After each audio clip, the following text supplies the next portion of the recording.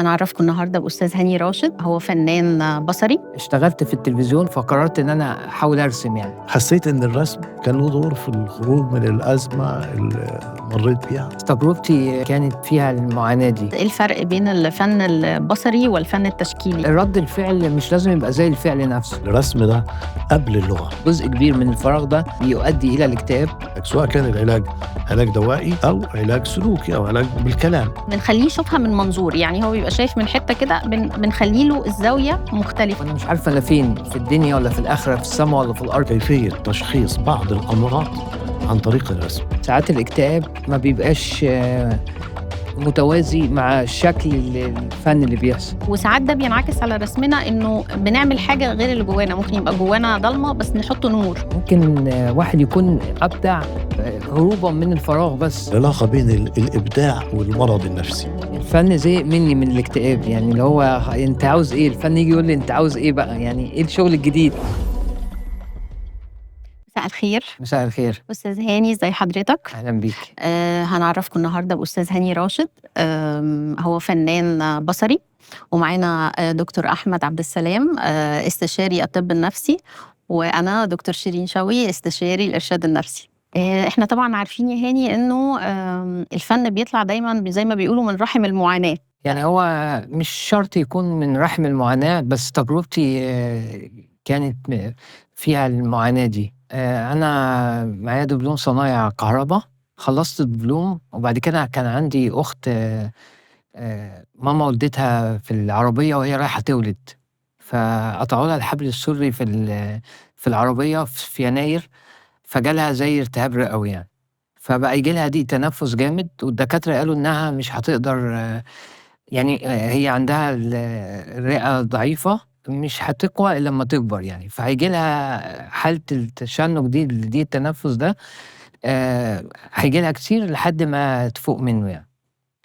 و وقعدت في الموضوع ده حوالي سنة، وهي كانت بييجي لها وهي بترضع، تشرق غصبٍ عنها، طبيعي الأطفال بيشرقوا فبدأ بعد سنة بدأ الموضوع يزيد أوي يعني. كنت وقتها سنك كنت صغير عندي 18 سنة يعني. فكنت شايف بقى كل التفاصيل دي. يعني أنا وماما ووالدتي وكان عندي أختين و ولمّا كان بييجي لها الحالة أنا كنت بانزل بيها الشارع عشان تتنفس أحسن يعني. وديناها المستشفى، والمستشفى ما كانش في علاج، كانوا بيدوها لمّا بييجي لها الحالة بيدوها أكسجين، فإحنا حسينا إنه لأ إحنا نروّح أحسن. وفعلًا روّحنا قعدنا يومين وبرضه جات لها نفس وهي بترضع جات لها الضيق ده، فجريت بيها في الشارع، وحسيت بقى إنها من مستشفى الجلوكوز والحاجة دي كانت ضعيفة جدًا، لقيتها إنها مش قادرة وقالت لي إن أنا هامشي يعني، كانت بتطلّع في الروح كده قدّامي، وأنا يعني كنت في فيلم كده، إن أنا واقف في الشارع بازعّق باقول الحقوني و و والناس كلّها شايفها زي خيال كده أصوات كتير وحاسس إن أنا لوحدي. و ولقيت واحد صاحبي معاه عربية ركبت معاه ورُحنا العيادة، في اللحظة دي الدكتور وهو بيعمل لها التنفس كنت عاوزها تعيش وعاوزها تموت يعني، عاوزها تعيش عشان باحبها وكده، وعاوزها تموت عشان هتتعذب من الحياة، فقال لي: "لأ خلاص هي يعني توفِّت يعني وخلاص يعني." بني آدم طبيعي باعيّط يعني، فكانت التجربة دي تجربة يعني صعب. قوية جدًا وصعبة، وعمري ما حتى ما رُحت عزا يعني كان دايمًا طول الوقت إحنا بعيد عن الحاجات دي، وده عمل لي اكتئاب جامد، خلّاني أنعزل خالص وأنا اجتماعي جدًا. بابا كان بيشتغل في التلفزيون في ماسبيرو، فقال لواحد صاحبه هاني عنده اكتئاب، قال له شغّله معاك يحاول يفُك يعمل الناس، وفعلًا اشتغلت في التلفزيون، وكان في الإستوديو فيه الكنترول والبلاتو، وكنت أول قناة اشتغلت فيها النايل TV، فهي كانت بتطلع ساعتين هوا بس، وطول النهار الإستوديو فاضي، ساعات بيسجّلوا نُص ساعة أو حاجة، فالموظفين كلّهم بيبقوا قاعدين في الكنترول وأنا قاعد في البلاتو لوحدي، معايا الإسكريبتات دي، وفي لحظة كده لقيت الإسكريبتات دي اللي هي نشرات الأخبار مكتوب عليها ورقة من ورا فاضية، فقررت إن أنا أحاول أرسم يعني، فبدأت أرسم بالقلم الجاف، كنت بارسم زي أي طفل رسومات عادية خالص يعني، بدأت أرسم حاجات تجريد كده بالأشكال، وبدأت أحس إن دي حاجة ليها علاقة ده الحاجة الوحيدة اللي أنا عاوز أتعامل معاها يعني، إن أنا حاجة غير البني آدمين وغير الحاجة يعني. وبدأت أشتغل، قعدت سنة في النايل TV، وبعد كده قالوا لي هتنزل بقى تسجيل البرامج، القناة الأولى والتانية والتالتة، وهنا بدأ يحصل احتكاك أكتر بالناس، بالذات المصورين كانوا فنون تطبيقية، فقعدوا يشجعوني قالوا لي ده فن اللي أنت بتعمله. أنا ما أعرفش إن في اللي هو الأبستراكت ده التجريد، ما أعرفش إن في حاجة اسمها تجريد، يعني فاكر بورتريهات بتاع يعني لاندسكيب، وبدأوا يجيبوا لي كتب ويشجعوني ودي كانت بداية الفكرة بتاعة الفن. واللي حصل بعديها إنه في يوم من الأيام ما كانش اليوم اللي أنا باشتغل فيه، جه الفنان محمد عبلة، فنان تشكيلي معروف يعني، المصورة قالت له ده في واحد بيرسم هنا كويس، وريني الرسومات. فأنا كنت ورا المونيتورات كنت برمي الرسومات بتاعتي، فعجبته وكتب تليفونه. تاني يوم رحت له، كان في المسافر الخانة ده في الغورية في الحسين، وأول ما دخلت الاستوديو بتاعه قلت هو ده المكان بدور عليه. أنا طول عمري عملت حاجات كتير، لعبت كورة وبينج ويعني حاجات كتير بحاول ألاقي فيها نفسي وفشلت. بس أول ما دخلت الاستوديو شميت ريحة الألوان، الزيت واللوحات الملونة، قلت هو ده المكان بدور عليه. في اللحظة دي أنا كنت في معهد فني صناعي في الصحافة الإلكترونيات وكده، وبدأت بقيت بين الحاجتين يعني، بقى أروح يوم لمحمد عبلة في الاستوديو أتعلم عنده أو أساعده، واليوم التاني أروح المعهد دوائر كهربائية، فلقيت نفسي فصلت. إيه علاقة دول ببعض؟ مفيش أي علاقة يعني. وقررت إن أنا أسيب المعهد وأكمل في الرسم. دي يعني ملخص بسيط لبدايتي يعني. فرصة إن حضرتك معانا بقى تقول للناس إيه الفرق بين الفن البصري والفن التشكيلي، لأنه أنا مثلا كنت النهارده أول مرة أعرف إنه في حاجة اسمها فن بصري. الفن التشكيلي معتمد أكتر على الشكل، والشكل الجمالي أكتر يعني. الفن المعاصر هو الفنون المعاصرة، هي الكونتمبراري ارت، دي الفنون اللي هي ليها علاقة بالمفاهيمية أكتر، ليها علاقة بالأفكار أكتر من الشكل، الفكرة أهم من الشكل. أوكي. والتنوع برضو، إنه فيديو ارت، انستليشن، الحاجات اللي هي كل أنواع الفنون بشكل عام كلها ممكن تتحط تحت الفنون البصرية. مسرح، سينما، كل دي فنون بصرية. ناس كتير بتتكلم عن الموضوع الفترة الأخيرة، يعني نقصد من 40 سنة يعني، مش حديثا قوي. ناس بتتكلم عن موضوع العلاج بالفن، وطبعا الفن ده يشمل الرسم، يشمل النحت، يشمل التماثيل، يشمل حتى المزيكا، كل حاجة المزيكا، طبعا. الرقص، طبعا. كل الأشياء دي.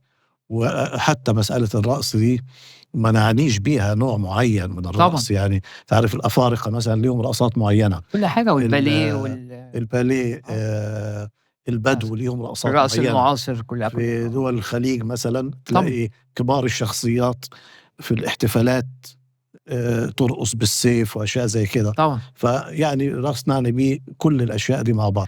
هل حسيت إن الرسم كان له دور في الخروج من الأزمة اللي مريت بيها؟ طبعا هو كان حسيت إنه ساعدك؟ لا دور كبير طبعا، لأن هو في الآخر عامة الاكتئاب أصلا هو يعني هو أصلا معتمد أكتر على الأفكار، يعني كله بيبقى أفكار في الدماغ يعني. والأفكار دي جزء كبير بيجي منها من الفراغ. لما يبقى عندك فراغ بتبدأ دماغك تفكر في حاجات مش حقيقية أو حاجة زي كده. فالفن هو بيساعد جدا على إن هو ما هوش روتين زي ما اتكلمنا، يعني لأنه الروتين أنت طول الوقت بتعمل حاجة أنت عارفها. الفن ما فيهوش روتين، الفن فيه فشل، فيه نجاح، فيه جمهور، فيه تجارب، أثر. بالظبط، في تجارب، بتحسي بقيمة اللي انت بتعمليه ده، بتحسي بالتغيرات اللي بتحصل ده. وعشان كده انا شغلي كله متنوع ما بين الفيديو والانستليشن والبينتينج والدروينج والفيديو. فكل الحاجات دي عشان هي بتأكد فكرة ان انا محتاج طول الوقت ان انا اغير، مش عشان ابقى فنان ولا عشان انا بغير، عشان اثبت لنفسي ان انا موجود، ان انا بتعلم حاجة جديدة، ان انا بعمل حاجة جديدة. بس هو بيتقال إن يعني في أبحاث كتيرة جدا اشتغل عليها أطباء نفسيين أو سايكولوجيست يعني علماء نفس، بتقول إن الفن أو الرسم بيعبّر بيه الإنسان عن أحيانًا حاجات هو ما يقدرش يعبّر عنها بلسانه، ما يقدرش يعبّر عنها بالكلام، فبيعبّر عنها أكتر بالرسم، أو أحيانًا كمان يكون في حاجات يخجل الواحد إنه يعبّر عنها باللسان فيعبّر عنها في الرسم. أو أحيانًا يكون الواحد عنده نوع مثلًا من الaggression ناحية أشخاص معيّنين، ناحية رئيسه مثلًا، ناحية كذا، ما يقدرش يواجهه طبعًا، بالكلام، لكن ممكن بلوحة عندك حق، صح. يعبّر أيوه. بلوحة، ما حدش يقدر يلومه على اللوحة، وهو مش بيقول إن ده هو رئيسي. رَد الفعل مش لازم يبقى زي الفعل نفسه، زي ما أنت آه، بتقول إن واحد مثلًا آمم، ما بيعرفش يرُد على حد، فبيرُد من خلال الفن، فدي نقطة مهمة اللي حضرتك قُلتها دي. آه، آه، إزاي رَد الفعل، لإنه رَد الفعل لإن هو ساعات لمّا بيبقى رَد الفعل مشابه ممكن يبقى خطر، ممكن يبقى عنيف جدًا، فبيحاول إن هو يعوّض رَد الفعل ده بدل ما يعوّضه بأعنف، يعوّضه من خلال رؤية تانية أو شكل تاني، وده باشوفه مهم جدًا. ال ال آمم، يعني أنا تجربتي في الفن تجربة لازم نربطها جدًا بالعلاج النفسي، لإن هي مبنية على كده، يعني هي جزء كبير. أحب أقول لكم مثلًا على إنه مش بس الفن في تجربتي يعني مش بس هو بيعالج، إن أنا باقعد أرسم وخلاص، الموضوع كان أكبر من فكرة إن أنا أرسم، إن هو ال النفسية فيها layer عمق أكتر ومعقدة جدًا، مش ما أنت ممكن ترسم شوية وبعد كده تزهق، أو إن أنت الرسم ما يعبّرش ده. فأنا كان بالنسبة لي الجزء متأصّل جوّه الموضوع، فبدأت أرسم وبعد كده لمّا قابلت محمد عبلة قال لي: "أنت جات لك صدمة من موضوع أختك ده؟" أنا ما يعني قال لي: "الحاجات دي غريبة، أنت عملتها إزاي؟" فحكيت له قصة أختي، فقال لي: "أنت جات لك صدمة والصدمة دي خلّتك تطلّع شغل مش شبه حد وأنت ما عندكش خبرة بالموضوع ده، بس أنت هتعمل معرض واحد ومش هتكمّل، هي الصدمة دي." قُلت له: "تمام." وده كان بالنسبة لي أنا كنت فاكر هيشجعني، مش لدرجة إن أنا أعمل معرض solo يعني. لمّا عملت المعرض بدأ يحصل تغيُّر، قال لي: "لأ، أنت هتكمّل، أنا شايف إن أنت متحمّس وعندك أفكار فأنت كمّل يعني." وبدأت أكمّل، قعدت أشتغل حوالي مثلًا حوالي 10 سنين. بدأت أتعلّم ومعارض، كل سنة باعمل معرض خاص، فبدأت اشتغلت كتير جدًا معارض بقى وبدأت أسافر برّه وأعمل معارض برّه يعني. بقت دي نقطة تحوّل. فنقطة تحوّل إنه التحوّل هنا مش بس الشيء اللي معايا، الإحساس كان موجود كمان، الإحساس المعنوي إنها موجودة في حياتي ده مهم. وهنا هنتكلم عن المنطقة دي، المرحلة دي هي مرحلة برضه الفكر، إن هو في الآخر هي هي مش موجودة، بس هي موجودة في فكري أنا، فأنا باحاول ألاقي مُبرر آآ إنها تبقى أحسها موجودة من خلال شعر أو من خلال اللي قال لي الحكاية دي. اهم. بعد يعني أنا هاكمّل القصة دي عشان دي قصة مهمة هي اللي بيتبني عليها الموضوع اللي إحنا بنتكلّم عليه النهارده. بعد 15 سَنة 2017 رجع تاني الاكتئاب تاني جالي، قعدت سنتين ما باشتغلش، خلاص أنا مش هادرّس بقى، أروح أدرّس أبقى متحمّس كده أول ما أروح أدرّس أبقى زهقان جدًا ومش عاوز أشوف حد وكده، وبالليل أقابل صحابي أقعد على القهوة وبعدين أول ما أحس إن هُم هيقوموا أفضل ألِف بالعربية كده مش عاوز أروّح، عشان باروّح بابقى خايف من نَفْسي، باروّح أعيّط، أفضل أعيّط لوحدي في الإستوديو يعني، فكان فترة صعبة. فواحدة زميلتي قالت لي: "في دكتورة نفسية كويسة ممكن تتكلّم معاها، تقابلها، تحب؟" قُلت لها: "آه أحب." خلاص بقى أنا يعني بادوّر على أي حاجة تنقذني من اللي أنا فيه ده. وهي كانت أجنبية عايشة في مصر يعني. و فقالت لي: "إيه مشكلتك؟" قُلت لها: "أنا الفترة دي صعبة جدًا، ما بارسمش وصحابي كلّهم اتخانقت معاهم و ومش عارف أنا عملت إيه، ما اتجوّزتش، مش عارف ليه العلاقات كلّها بايظة وفيها مشاكل ومش عارفة أعمل إيه يعني." فقالت لي آمم راحت فاتحة اللابتوب بتاعها ومشغّلة مزيكا كلاسيك كده وقالت لي: "غمّض عينيك." فغمضت عينيّا، بعد 5 دقايق قالت لي: "فتّح عينيك يعني، لمّا تحس إن أنت قادر فتّح." فقالت لي: "شُفت إيه في ال5 دقايق دول؟" فقُلت لها: "شُفت وأنا صغير وأنا عندي صحابي كتير حواليّا وأنا باعمل معارض وكده. الأول شُفت وميض ضلمة كده، وأنا مش عارف أنا فين، في الدنيا والّا في الآخرة، في السما والّا في الأرض، عالم غريب كده تايه فيه. وبعد اللي بعده افتكرت نفسي وأنا صغير وباسافر وعندي معارض وباعمل لوحات وبابيع وعندي أصدقاء كتير وكده. آخر حاجة دمّعت وأنا باتخيّل كده إن أنا دلوقتي لوحدي وماعيش حد ومش عارفة وفاشل في كل حاجة يعني. فقالت لي: "أنت تؤمن العالم الآخر؟" قُلت لها: "مش مهتم يعني." فقالت لي: "أنا هاقول لك العالم الآخر بتاعك، أنت كان عندك أخت واتقتلت، واللي قتلها ده من ساعة ما قتلها أنت عمّال تدوّر عليه، وأنت ما بتفكّرش إلا في نَفْسك يعني. يعني فكّر في نَفْسك، لإن ممكن اللي قتلها ده ممكن يكون مات، ممكن تسامحه بعد كده يبقى أنت ضيّعت وقت، فركّز مع نَفْسك." فقُلت لها: "أنا هاحكي لِك قصة أختي." فحكيت لها قصة أختي، لإن هي مرتبطة للفكرة دي، إن أنا بادوّر على حد، يعني بادوّر عليها وهي مش موجودة أصلًا يعني. فقالت لي: "لأ خلاص يعني هي مشيت." قُلت لها: "يعني إيه مشيت؟" قالت لي: "مشيت خلاص، ركّز مع نَفْسك أنت يعني." قُلت لها: "يعني إيه مشيت؟ ما أنا لقيت بقى نَفْسي باقول حاجات ما كنتش باقولها، أنا عايش عشانها، أنا أصلًا يعني أنا أصلًا باعمل فَن عشانها مش باعمل فَن على نَفْسي." فاهم إزاي؟ ف فقالت لي: "لأ هي مشيت." قُلت لها: "ليه؟" قالت لي: "من غير مُبرر." وبدأت يعني أقول لها: "إزاي؟ يعني بعد كل ده تسيبني؟" وبدأت أسمع نَفْسي. المشكلة عرفت إيه المشكلة، إن أنا كنت رابط نَفْسي بيها وباعمل فَن، طموحات الفَن هي مرتبطة إن هي تبُص تلاقيني ناجح وخلاص، ما فيش برضه في سقف للفَن يعني، بس. فقالت لي: "لأ خلاص أنت كده يعني ابدأ صفحة جديدة وخلاص يعني."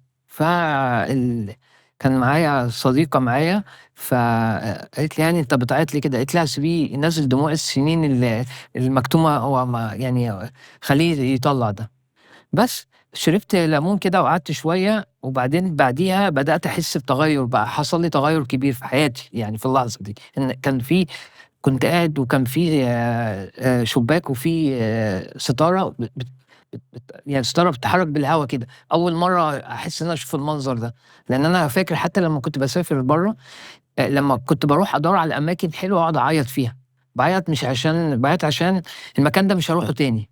وبعدين هي قالت لي حاجة، قالت لي: "أنا هاطلب منّك حاجة، أنت ترسم لوحة فيها مركب وحُط فيها، ارسم فيها أختك وحُط فيها مشاعرك، واعمل موجة كده بحيث تاخد الموجة قالت لي: "دي حاجة أنت لازم تعملها."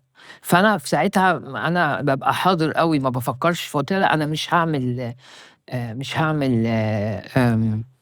هاعمل لوحة، أنا هاعمل معرض من أول ما ماما ولدت أختي في العربية لحد ما جيت قابلتِك هنا." وقالت لي: "أنت هتعمل إيه؟" كان عندي ورشة في الأقصر، في البر الغربي مع أطفال البر الغربي.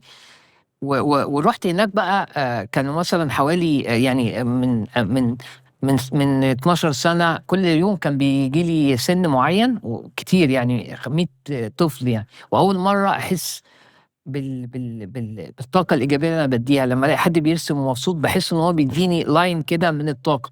قبل كده أنا كنت بامنع الline ده، الناس تقول: "أنت متضايق من إيه؟ الناس بتحبك." وكده. ف رجعت بدأت أشتغل بقى. هي قالت لي: "أنت حلّيت جزء كبير، بس أنت لازم تشتغل على نَفْسك عشان تحل الموضوع ده." بدأت أ أ أ أب أتكلّم مع ماما تاني ومع خالي ويحكوا لي عشان ده كان من زمان، وبدأت أعمل لوحات وسمّيت المعرض الوداع الأخير. هو معرض باودّع أختي خلاص، هي انتهت من حياتي، بس عشان أودّعها لازم أحكي القصة بتاعتها.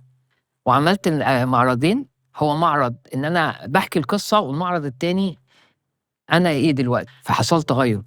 ال و وهو ده العلاج يعني. فالعلاج كان معرض، وجزء من العلاج إن أنا جِبت أمير عيد كاريوكي غنّى لي ساعة لأختي اللي هو بيودّعها معايا.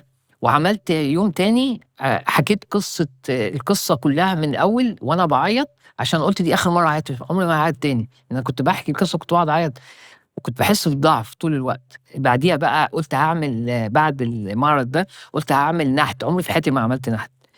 فقُلت أنا هاعمل معرض نحت عشاني أنا. قبل كده كنت باعمل معارض عشانها هي. فأنا عاوز أعمل حاجة جديدة ما ليّا أنا، إن أنا أقول إن أنا نحّات. وعملت فعلًا معرض بعديها كان اسمه متحف الجبس.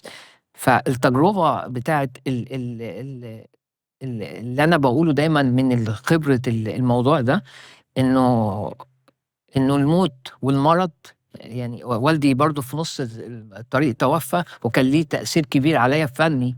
إن أنا هو بابا كان بيحب يجمّع حاجات قديمة، زي حاجات في في سوق الجمعة، وهو ماشي في الشارع كده يلاقي حتّة حديدة أو حاجة يعملها برجليه كده أكنّها إيده، يقعد يقلّبها برجليه كده، لقاها تستاهل إن هو يوطّي عليها، ياخدها يجيبها، وبعدين يحطها في الجاكيت البدلة، وكل شهر يطلّع الحاجة اللي في البِدَل بتاعته والبنطلونات، ويبدأ يفرّزها، عنده أكياس ويحط فيها كل حاجة لوحدها، الحديد لوحده، الورق لوحده، الخيط لوحده، طوابع، فلوس، حاجات رضوي قديمة، وعنده دولاب كبير نقعد أنا وأخواتي نتفرّج عليه، ممنوع نمِد إيدينا بس نتفرّج عليه وهو بيحط الحاجة دي، فبالنسبة لنا ده كنز. فلمّا توفّى أول حاجة عملتها إن أنا عاوز ألمس الحاجة بإيدي دي. فبعد ما توفّى عملت له عملت صفحة على الفيسبوك اسمها متحف بابا، عملت له الشغل اللي هو ده، يعني شغل ما يعني حاجات مكسّرة وقديمة ما لهاش أي تَمَن، بس هي تَمَنها الحقيقي إن هي بتاعته اللي هو كان بيمسكها بإيده، دي قيمة قوية جدًا، القيمة هنا مش في سعر الحاجة. ولمّا عملت الصفحة على الفيسبوك عملت انتشار كبير، وبعد كده عملت معرض مع Art Egypt في بيت السحيمي، يعني في متحف بيت السحيمي. فقُلت لبابا: أنت كنت لمّا في الناس صحابك بييجوا لك أو ضيوف بتفرّجهم على الحاجة بتاعتك دي، حاجتك دي معروضة في متحف بيت السحيمي، وأخواتي وراحوا واتبسطوا جدًا. فهنا حصل علاقة كمان ما بيني وبين بابايا بعد ما توفى، إن أنا عملت له حاجة أقول له إن أنت يعني فنان وكده. هارجع للنقطة الأساسية اللي أنا باقولها، إنه الفن والمرض أنا باشوفهم رزق.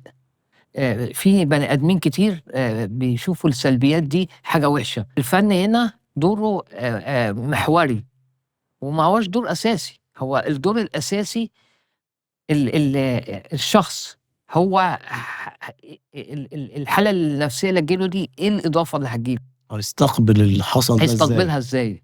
بالضبط. الرسم ده قبل اللغة، يعني قبل ما يكون في لغة الناس بتتكلم بيها وبتحدث بيها، كانت الناس بتعبّر عن نفسها بالرسومات.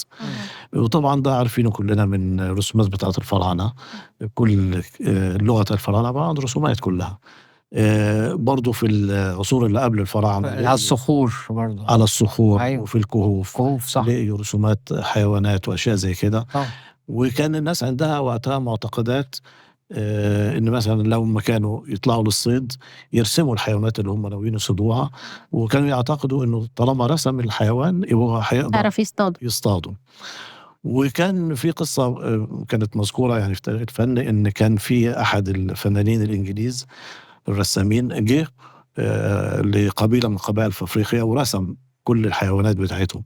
فلمّا جه ماشي مسكوه وقالوا له: "لأ، أنت كده لو أخدت الرسومات دي يبقى هنعيش إحنا إزاي؟ ده معناها إن الحيوانات دي كلها هتنقرض. هتصطاد أو هتموت أو هيجرى لها حاجة." غير كده برضه لو رجعنا يعني عشان نفهم إن الرسم ده كان لغة وتكاد تكون لغة عالمية مش محلية فقط.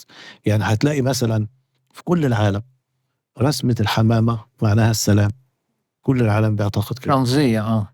رمز للسلام. إمم. الحدوة الحصان معناها حسن الحظ. القطة السودا معناها سوء الحظ.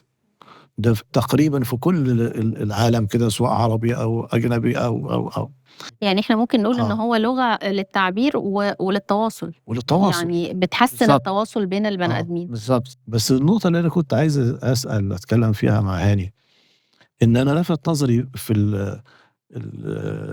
القصة اللي حضرتك حكيتها، إن في الأوقات اللي كنت تبقى زي ما أنت عبّرت مكتئب فيها، ما كنتش تقدر ترسم.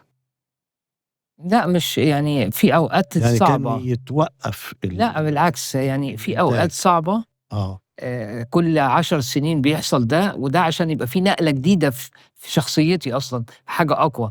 إمم. إنما أنا باشوف إنه الفترة الاكتئاب اللي كان بيحصل لي ده، بالعكس ده كان قوة، بيخلّيني أشتغل أكتر وأرسم إمم. وأعمل تواصل مع الناس يعني. لإن أغلب الفنانين حتى الكُتّاب وكده في منهم أو أغلبهم بيبدعوا لمّا يدخلوا في حالة مرضية. هو يمكن حتى مش الاكتئاب، يعني حتى الفراغ، لو إحنا قُلنا إن جزء كبير من الفراغ ده بيؤدي إلى الاكتئاب، فالفراغ ده عشان تملاه بإبداع أكيد هيطلع حاجة جديدة أو حاجة مبدعة يعني. كنت عايزة أسألك إنه لمّا كنت زي ما يعني بنكمّل الحتّة بتاعة دكتور أحمد، فكرة الفراغ، لمّا كنت بترجع وتعيّط بالليل كنت بتحس إن أنت عندك فراغ، لكن في نفس الوقت عندك تزاحم أفكار، صح؟ وكلّها أفكار سلبية. لمّا كنت بقى بترسم كنت بتحس إن أنت بتُدرك فكرة إنه أنت بتفرّغ الطاقة دي، أو إنه أفكارك دي بتتحط، فأنت بتحس إن أنت آمم يعني تزاحم الأفكار ده بقى أقل؟ طبعًا، يعني هو بيحصل إنِّك أنتِ الأفكار بتفلتر. دي هي في الآخر هي أفكار في الفراغ، اهم. فأنتِ بتحاولي إن أنتِ تملي الفراغ ده اهم. بحاجة ملموسة، مادية، مش فكرية. اهم. وفي نوعين، يا إما بتعملي كده بتمشي ورا الأفكار اللي بتقعد توديكِ الاكتئاب وما تعمليش حاجة في حياتِك، إمم. وبتضعف كل الطاقة بتاعتِك إن أنتِ تاكلي حتى، اهم. أو العكس، إن أنتِ بتتحول لطاقة عنيفة جدًا وقوية ومبدعة، إن أنتِ تملي الفراغ ده بأشياء إيجابية. اهم. ما هو مش حاجة في النُص. هل حضرتك شايف إنه العلاج، هل هو معرفة المرض بس؟ يعني هل ده ممكن يكون علاج، والّا لازم والّا مش لازم المريض يعرف إيه اللي عنده وتعالجه على طول يعني؟ لأ، هو طبعًا معرفة المرض ده شيء مهم جدًا، جدًا، ده اللي إحنا بنسميه آه. في الطب النفسي الinsight أو الاستبصار. يعني استبصار معناه إيه؟ معناه إن أنا عندي مرض معيّن وأنا عارف إن عندي المرض الفلاني، يعني أنا عندي اكتئاب وفاهم إن أنا عندي حالة اسمها اكتئاب، والاكتئاب دي جات لي منين وأعراضها كذا وكذا وكذا. دي أول حاجة أول دي أول حاجة، حاجة أول لازم حاجة في لازم المريض العلاج، يكون عارفها. لازم المريض يكون مستبصر. بالضبط، حلو أوي. بعد كده بتبدأ خطوة العلاج. إمم. ليه؟ لإن أنت لو مش مستبصر يعني فلنفرض أدّيك مثال، لو إمم. مثلًا أنت جيت لي وقُلت لك خُد الدوا ده علشان هيخفِّف بطنك مثلًا، إمم. وأنت ما عندكش مشكلة في بطنك، هتقول لي إمم. ما أنا ما عنديش مشكلة في بطني، هاقول لك إمم. لأ بس خُده، إمم. ما أنا ما عنديش مشكلة في ممكن بطني. حتى لو عنده لو هو مش عارف ما آه، يتعالجش، أنا ما عنديش مشكلة في بطني عشان ليه؟ ده برضه نَفْسي متهيأ لي. آه. فلازم الواحد يفهم إن الأعراض صح. لمّا ييجي لي واحد يقول أنا حاسس إني مخنوق، حاسس إني ما بانامش، ما باكلش، ما ليش نِفْس للدنيا، ما ليش نِفْس، ما ليش، وأنا شخّصت إن ده حالة اكتئاب، لازم أفهمه إن الأعراض اللي أنت بتقولها دي أعراض مرض، وهذا المرض اسمه اكتئاب، وهذا مرض معروف وموصوف في الكتب اللي أنت بتقوله، علشان كده إحنا هندّيك العلاج، سواء كان العلاج علاج دوائي أو علاج سلوكي أو علاج بالكلام. يعني حتى الآن في دكاترة تروح للدكتور يقعد يشرح لك، آه. سواء دكتور عضوي أو نفسي، آه. يقول لك والله أنت عندك المرض الفلاني وده آه. عبارة عن التهاب كذا، هناخد المضاد كذا، ويشرح لك وفي دكتور تاني يكتب لك يقول لك خد الدوا ده وهتبقى كويس. صح. طب أنا عندي إيه وحضرتك أنت شايف إيه الأحسن؟ لا طبعًا الأحسن لازم إنك تشرح للمريض، إمم. مهم جدًا، لأن أنا باعتبر إن ده أول خطوة في العلاج، إمم. إن المريض حتى العضوي، حتى لو العلاج عضوي؟ طبعًا، إيه التأثير بتاعه؟ طبعًا تأثيره إن أنا أبقى عارف أنا عندي إيه، ما أنا فلنفرض أنا عندي خلّينا نتكلم عن حاجة عضوية، أنا عندي مغص، طب ما المغص ده ممكن يكون بسبب أكل أكلته، ممكن يكون والعياذ بالله سرطان، ممكن يكون لأ، ممكن يكون أي حاجة يعني من 1 إلى 10. أنا لمّا أعرف أنا في أي جزء هل ده مغص بسيط، هل لإني كلت ساندوتش والساندوتش مش كويس يعني حتى المرض العضوي هو محتاج نفسية تساعد على العلاج، دي طبعًا، نقطة مهمة. طبعًا، فلازم صح. أبقى عارف أنا عندي إيه بالضبط، حتى عشان أأهِّب نفسي نفسيًا لهذا بالضبط. الموضوع. لو بالضبط. عرفت إن ده موضوع مسألة مضاد حيوي 6، 7 أيام وخلاص، خلاص انتهينا على كده. صح. لو عرفت إن الموضوع لأ محتاج مناظير ومش عارف إيه، أستعد لكده. لا عرفت الموضوع ده محتاج كيموثيرابي ومحتاج مش عارف إيه، أستعد لكده نفسيًا. فمهم جدًا إن دي المريض نقطة يكون مهمة جدًا. آه. إنه يكون آه. مريض عارف آآ إيه المرض اللي عنده، إيه طبيعة المرض وهيكون إزاي. في نقطة اللي هي العلاقة بين مسألة الكلام والرسم، يعني هو جزء طبعًا والدكتورة شيرين تعرف أكتر مننا في الموضوع ده، جزء كبير جدًا من العلاج النفسي الكلام، إن المريض يعني يدردش بيروح بيه. للسايكولوجيست بيقعد معاه علشان يحكي له، يتكلم معاه. مجرد زي الكلام. ما أنا قاعد معاكم باحكي أهو دلوقتي، أيوه. أنا باتعالج آه. كمان معاه. مجرد التنفيس، إن الواحد ينفس عن نفسه ويتكلم، ده على فكرة جزء هام جدًا، جدًا في العلاج، في غاية الأهمية. يعني في بعض الأطباء برضه حاليًا ممكن تروح له ويكون دكتور شاطر جدًا في المجال بتاعه، طبيب نفسي يعني، ومجرد ما تقعد 5 دقايق هو بيشخصك، ويروح كاتب لك العلاج، خُد الدوا ده هتبقى كويس، تشخيصه مضبوط، ودواه مضبوط، وكل حاجة مضبوطة، لكن المريض مش حاسس إن هو شرح له، نفِّس عن نفسه، اتكلم، لدرجة إن المريض أحيانًا يشُك يقول ده مستعجل أو مش مستعجل، مهتم. إزاي شخّصني بالسرعة دي؟ ده ما سمعش باقي الكلام اللي هاقوله وقال لي خُد ده. هو فعلًا ساعات وفي الواحد بيروح لدكاترة ممكن ما يشتريش العلاج أصلًا حتى، ده في ما ناس تطلع يستريحلوش. تقطّع الروشتة صح، وترميها، حقيقي، لإنه مش حقيقي. مقتنع، على الرغم إن هو بالضبط. كان عنده دكتور معروف وشاطر جدًا، جدًا. فالاستماع ده جزء هام جدًا، جدًا، وده إحنا بنعتبره بداية العلاج، وأحيانًا يكون هو كل العلاج. طب أنا عاوز أسأل دكتور شيرين، يعني هل العلاج بالرسم ده يعتبر علاج، نقول إيه، في علاج بالأدوية وفي علاج بالإيه؟ في يعني أنا باقول في اسمه إيه؟ المطلق يعني ده اسمه تداعي طليق أو تداعي حُر.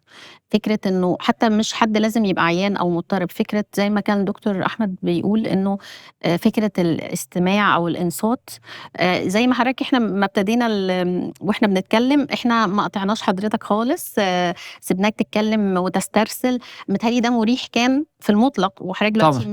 مش ما عندكش اكتئاب، ما عندكش أي حاجة، أيوه. بس فكرة الراحة إنه في حد مهتم، إحنا نسعى تسمعوني. وبينصت جيدًا إنه آه. إحنا باصين لك، إحنا يعني مهتمين. متفهمين أنت بتقول إيه، فده بنسميه تداعي طليق أو تداعي حُر، إن أنت تقول اللي أنت عايزه في المساحة اللي أنت عايزها، مش مثلًا 5 دقايق ونقطعك أو دقيقة ونقطعك، لأ، إنه لحد ما تخلّص وتحس إن أنت اديتنا الفكرة اللي أنت عايزها. وفي جلساتنا النفسية بنعمل نفس الحاجة، إنه بنسيب الشخص يتكلم لحد ما هو يقرر إنه خلّص كلام.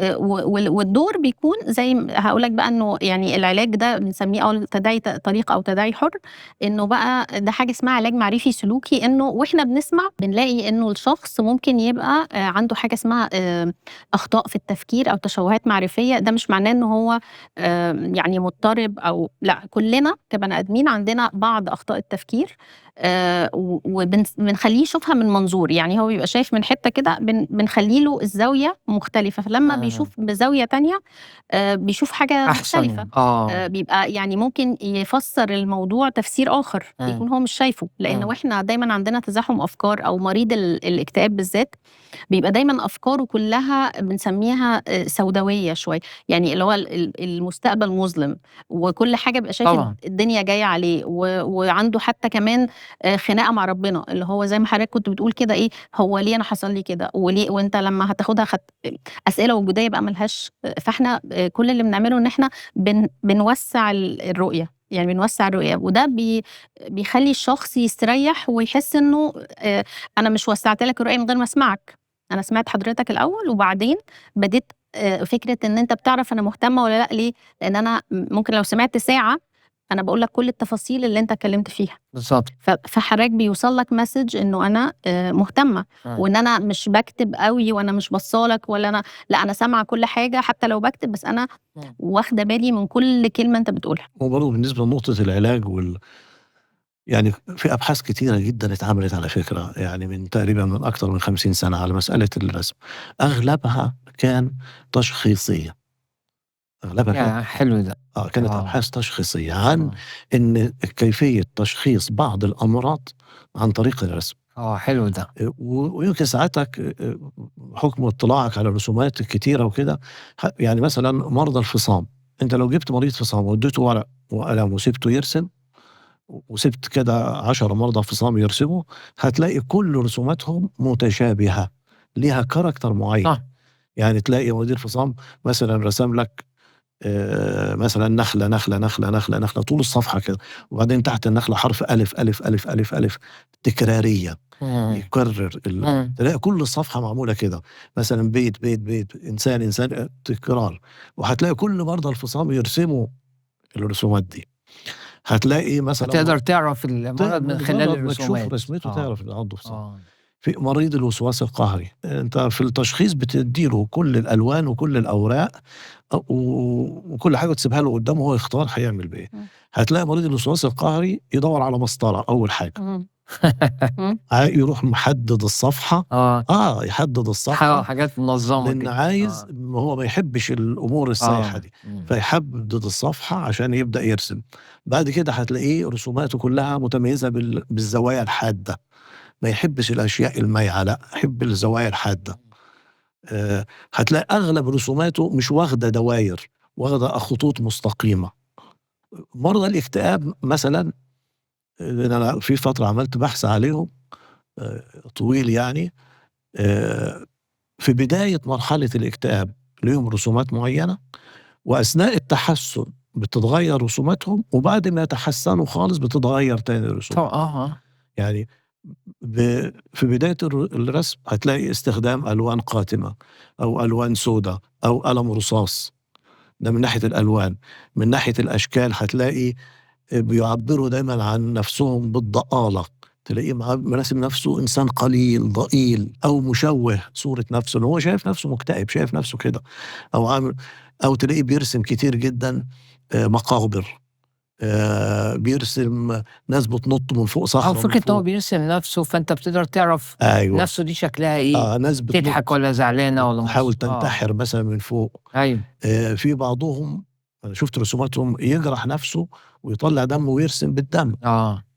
ساعات الاكتئاب ما بيبقاش متوازي مع شكل الفن اللي بيحصل. عشان كده في فنانين أعرفهم أصدقائي بيقولوا لي إحنا لما بيجينا اكتئاب ما بنشتغلش. أنا أقول لهم إزاي؟ دي زي يعني فاهم، يعني الطاقة اللي هي الجاز اللي طالع من الأرض ده، اللي هو ريحته وحشة وأسود، ده بيعمل حاجات كتير كويسة، طاقة.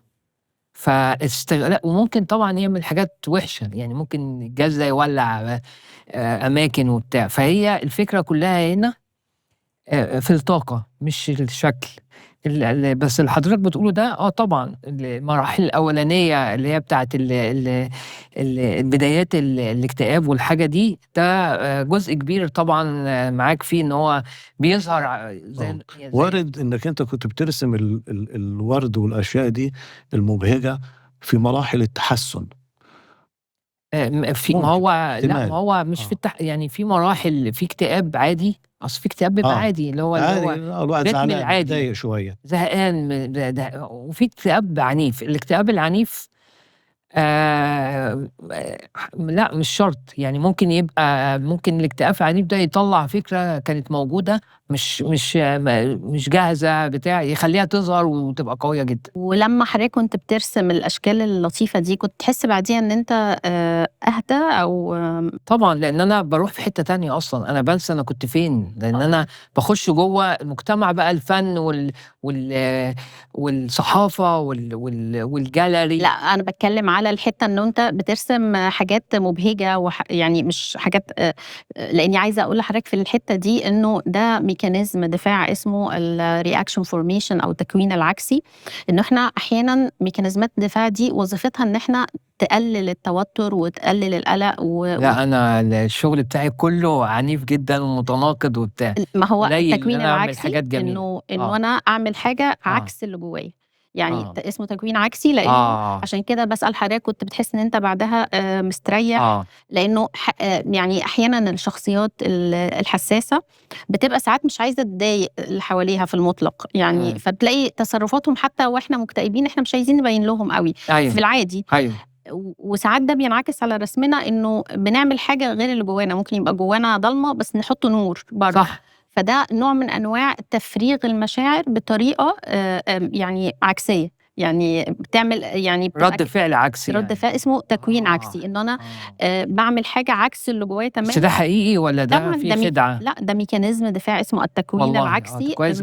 من أكتر ميكانيزمات الدفاع اللي بعض الناس الحساسة بتستخدمها على مستوى لا شعوري. وبيحصل على أهم مستوى حاجة لا شعور. يعني مش مسألة إن أنا بامثّل آه. أو بادّعي، لأ أو ده بتحصل بتخبّي بتحصل غصبٍ عني، بالضبط. أنا مش حاسس إن أنا باعمل كده، حلو ده. إحنا آه، بتوع علم نفس وكده بنشرحها، آه، لكن هو الشخص لمّا بيعملها كده كده تلقائي. تلقائي.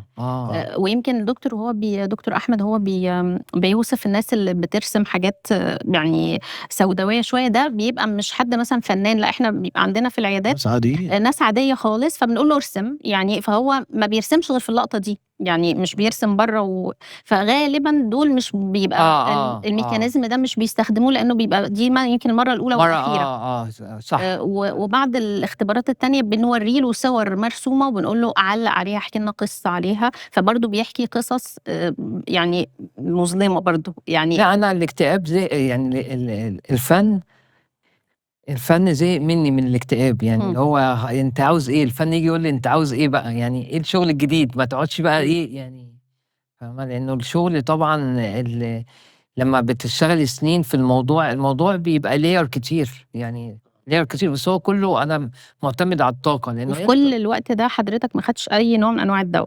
لأ، ما خدتش علاج. أنا النقطة دي برضه كنت عاوز أسأل فيها، بالضبط. إيه الفرق بين الدوا أنت تاخد علاج وما تاخدش علاج، يبقى كلام بس، إيه الفرق بينهم؟ وإمتى ده يبقى كده وإمتى؟ دوا دكتور أحمد على طول. أيوه. هو طبعًا ده بيعتمد على تقييم الدكتور، يعني إحنا لمّا نقول اكتئاب، طبعًا الاكتئاب ده أنواع كتيرة جدًا، لكن لمّا نقول اكتئاب نقدر يعني ببساطة نقول فيه حاجة خفيفة ومتوسط وشديد. إذا كان الاكتئاب ده من خفيف إلى متوسط ممكن يستجيب للعلاج النفسي السلوكي، أما إذا كان اكتئاب شديد وده يعتمد برضه على تقييم الدكتور للحالة، إذا كان حالة شديدة جدًا آه. أو معاها أفكار انتحارية أو كده، فالأفضل إن إحنا مع جلسات العلاج السلوكي ناخد أدوية. والدوا ده بيستمر على طول والّا بيبقى فترة بس؟ لأ في يعني بروتوكول معين للأدوية، في الغالب بندي الدوا لمدة ما تقلش عن 6 شهور، وبعد 6 شهور بنخفف الدوا ونوقّفه. لو حصل العكس بقى، لو بعد 6 شهور حصل إن بدل ما بتقلل المريض رجع تاني. بنستنى، ننتظر، ما نوقّفش الدوا، ننتظر، يعني هو بروتوكول طويل.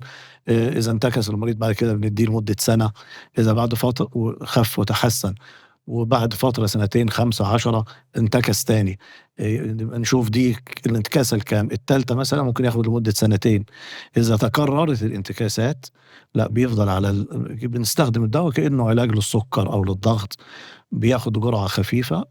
يعني فلنفرض كان ماشي على جرعة 150 مللي مثلًا، ممكن تتخفّض ل25 ويستمر عليها بقى على طول. ولازم مصاحب لده تبقى في جلسات اللي هو علاج معرفي سلوكي، إنه زي ما إحنا كنا بنتكلم فكرة اللي هو الشخص يبتدي يعني نعمل له تعديل لبعض الأفكار اللي بتسبب له اكتئاب، يعني بالضبط. موازي للدوا لازم يبقى في جلسات تانية مع يعني المعالج النفسي، إنه يبتدي بقى اتكلم معاه يتكلم معاه، يعمل تداعي طليق وتداعي حُر، نعدّل له الأفكار اللي فيها مشاكل، نشوف نعدّل لو نقدر إنه أسباب، يعني يمكن في حالة حضرتك يعني هي حاجة حصلت وخلصت، لكن في حالات تانية بيبقى عندهم مثلًا مشكلة عند الأب، عند الأم، هم سبب في إن ابنهم عنده هو إحنا طبعًا يعني فبنبتدي طبعًا. نجيب الصِغَر بقى والحاجات دي، بالضبط. التربية يعني. بالضبط. يعني إحنا ما نبدأش ندّي الدوا إلا إذا كان الاكتئاب اتشخّص اكتئاب.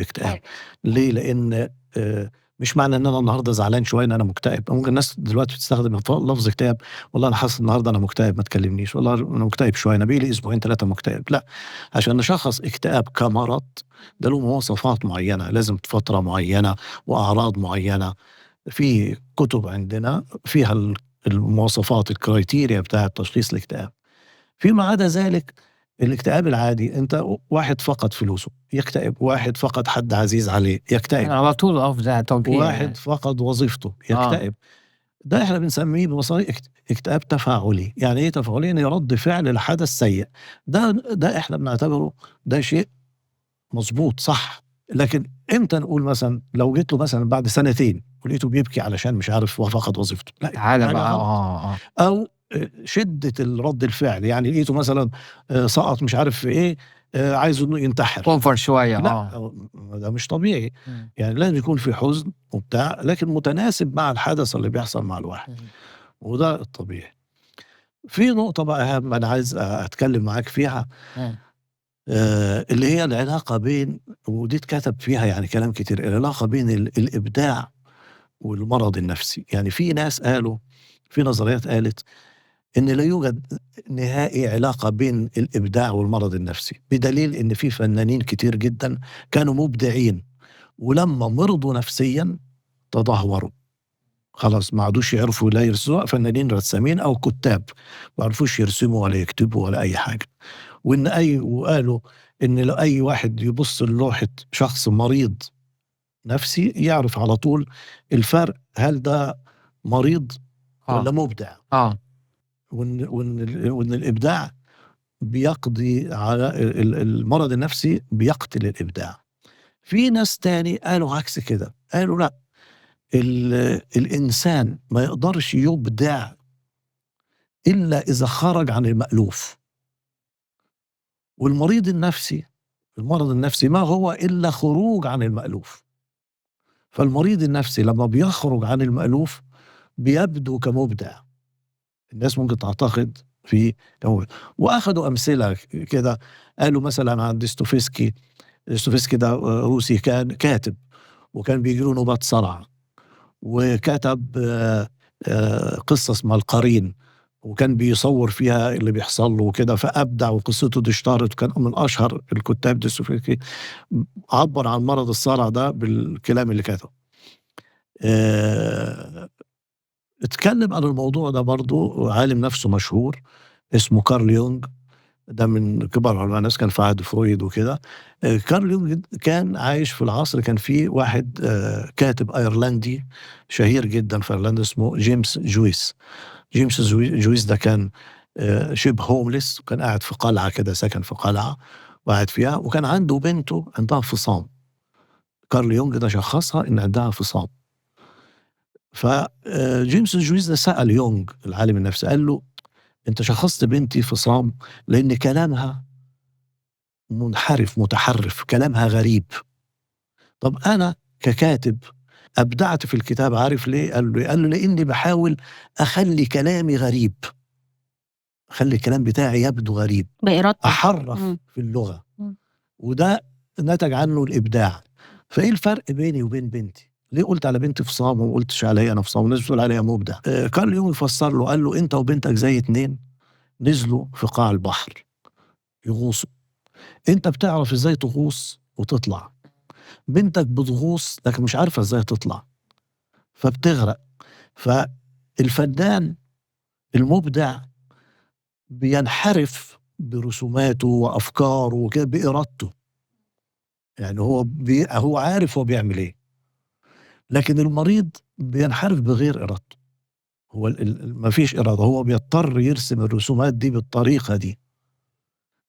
لكن الفنان هو بيحرّف الأشياء عشان تظهر الصورة فيها إبداع بإرادته، وهو عايز يعمل كده. هو يعني في الدنيا دي في كل حاجة، يعني في ده وده وده، ما فيش حاجة معيّنة. في فنانين كتير مرضى نفسيين حققوا إنجازات كبيرة في الفن، وفي فنانين ما كانوا كويسين جدًا وبيعملوا فن. ممكن يعني ممكن واحد يكون أبدع هروبًا من الفراغ بس، يعني لإن هو حضرتك زي ما أنت عارف إن الاكتئاب ده درجات كبيرة جدًا. موضوع الفن بقى الإبداع في الفن، في فنانين تلقائيين عندهم أمراض نفسية بيعملوا style واحد وبيبدعوا فيه. وفي ف و و و ومرتبطين بالمجتمع، وفي فنانين مش مرتبطين بالمجتمع وقافلين على نفسهم وبيرسموا مبسوطين. أكيد الفنان اللي بيرتبط بالمجتمع وعنده أو كان عنده مشاكل نفسية، أكيد ال ال ال ال الفن بيخلّيه يقابل ناس ويتكلّم معاهم ويحترموه ويحترمهم وبتاع. أكيد ده بيعمل تغيُّر ما في شخصيته يعني. بس هو في الآخر الإبداع نَفْسه هو موجود في الاتنين، في إمم. الشخص السليم وفي أكيد. الشخص اللي مش سليم، يعني إمم. بالاختلاف بتاع ال وف وف و والحاجة التانية برضه إحنا ما نقدرش نقول إنه ده الفنان ده كان سليم. هو شكله قدّامنا سليم وبيعمل فن بيبدع فيه، بس هو ممكن يكون عنده حاجات جوّاه بتخلّيه تطلّع ده، إحنا مش شايفين الحاجات دي. اللي هي أبسط حاجة اللي أنا قُلت عليها الملل، هو هروبًا من الملل فبيبدع. فالناس تقول إيه ده عادي ما هو البني آدم كويس وبيتكلم معانا وكل حاجة، فاهمة إزاي؟ ف ف فهو عامةً البني آدم السليم أصلًا لو قفل على نفسه هييجي له اكتئاب أصلًا لو واحد سليم، صح؟ أقرب مثال لكده وأوضح مثال آه، لكده وأنا باحبه جدًا الفنان آه، ده اللي هو فان جوخ. آه، فان جوخ كان مشخّص إنه عنده اضطراب ثنائي القطب أيوه، bipolar disorder وحاول ينتحر 3 مرات. يعني دخل المستشفى صحة نفسية وهو في المستشفى دي كان له عشيقة بيحبها جدًا، فتعبيره عن حُبّه ليها قطع ودنه أيوه، ولفّها في منديل وبعتها لها، اترعبت طبعًا البنت. وتاني مرّة بلع الأكاسيد بتاعة الرسم ألوان، عشان آه، ينتحر آه، بيها.